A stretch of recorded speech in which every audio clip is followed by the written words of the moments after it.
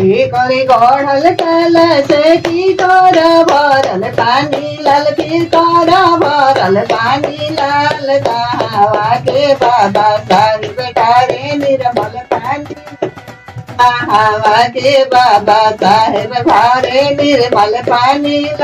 कोहर गढ़ल कलश चिड़िया की भरल पानी लाल चिड़िया की भरल पानी लाल जानपुर के बाबा साहिब ढारे निर्मल पानी जानपुर के बाबा साहिब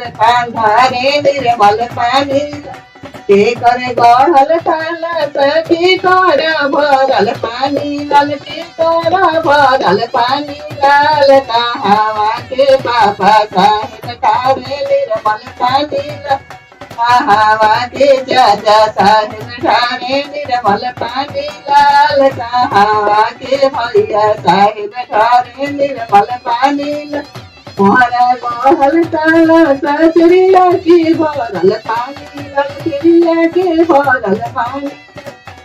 जानपुर के भैया लोग ढारे निर्मल पानी जानपुर के पापा लोग ढारे निर्मल पानी